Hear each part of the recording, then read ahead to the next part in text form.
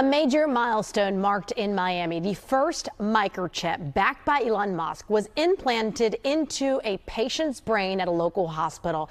It is part of a clinical trial giving people who are paralyzed the ability to control their phones or their computers with just their mind. And I spoke to one of the Miami doctors involved, and he says so far it's a success.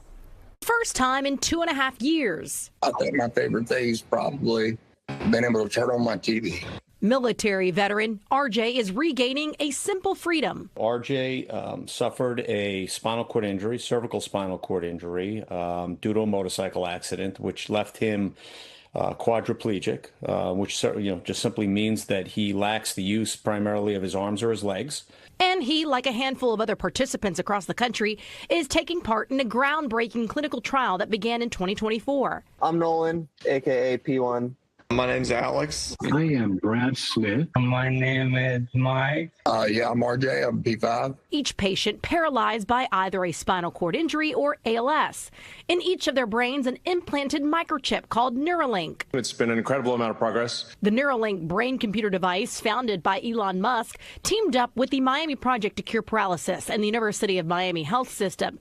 Dr. Jonathan Jagged and his team executed RJ's implant just months ago. This device is completely invisible, to anybody else that interacts with somebody who has it implanted. The other thing that makes it very unique is how it's been miniaturized. It's a very small device. About the size of a coin, but the impact so far, anything but small. During Neuralink's summer update on the trial, they showed this moment. Watch as a participant moves his cursor with his mind. Whoa! Let's beat the world record. Congrats! Oh, well done, man. Well done. And these are people that can't even move a mouse, right? So you have to understand, in its early stages, it's been really successful at allowing them to accomplish goals that they cannot otherwise accomplish. But what it can do in the future is anybody's guess. Anybody's guess about Neuralink's potential. The uncharted territory raises concerns, but Dr. Jagged says it's expected with any new technology. And after years in the making, RJ is hopeful. Excited to see what BCI's got going on. Brain implant for 5th paralyzed patient. Revelation 13, MOTB. Ecclesiastes chapter 7 verse 29. Lo, this only have I found, that God hath made man upright, but they have sought out many inventions.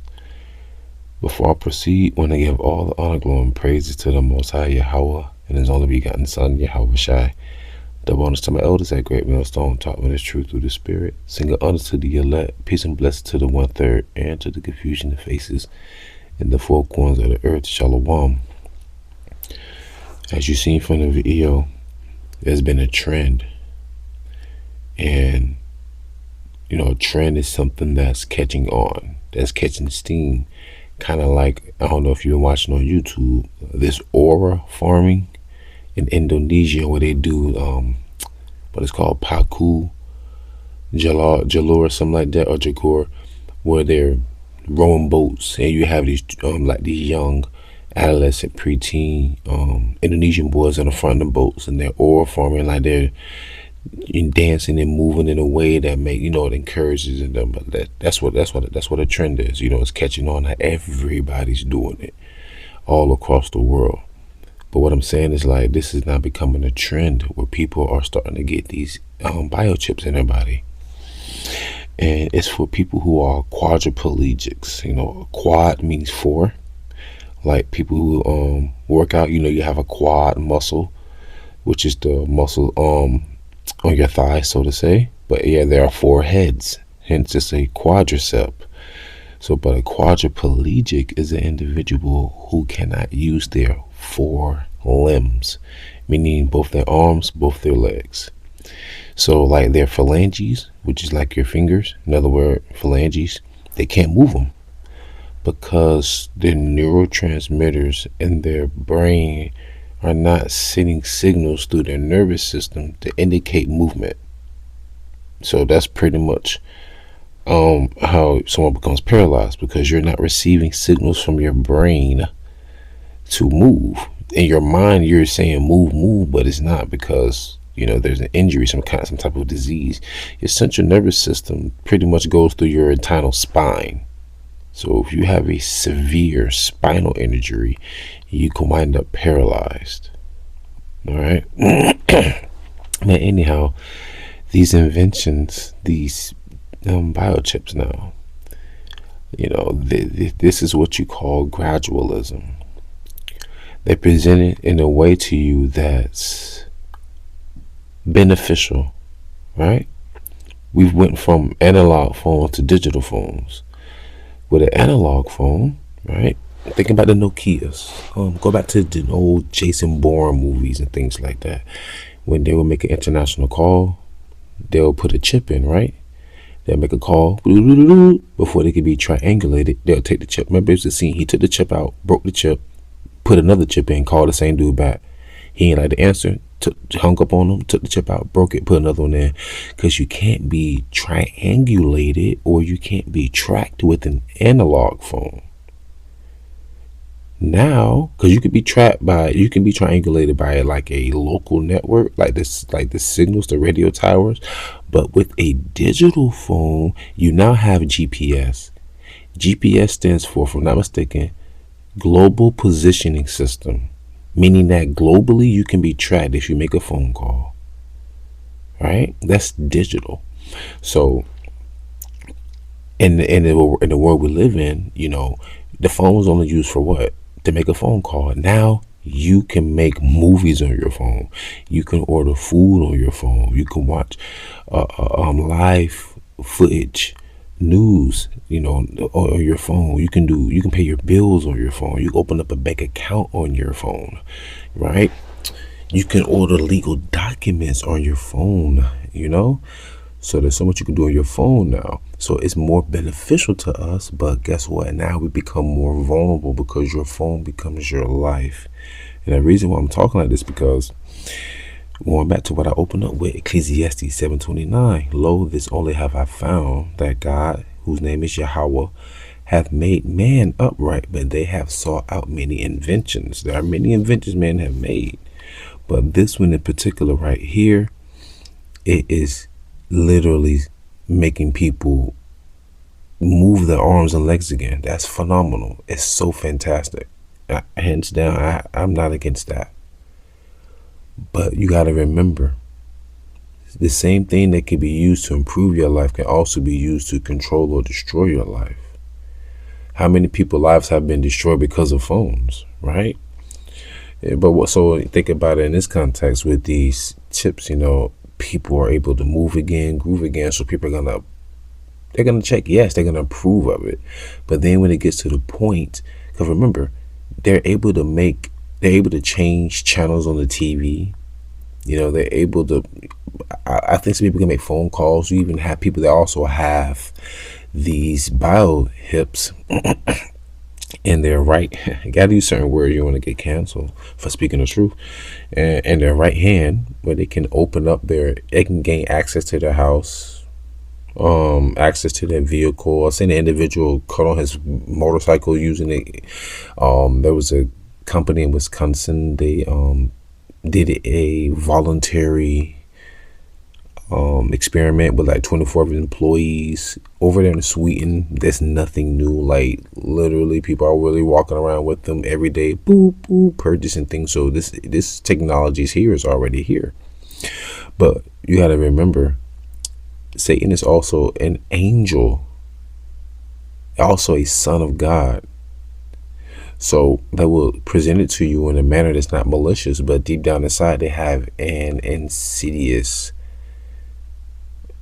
proposition in the future for mankind.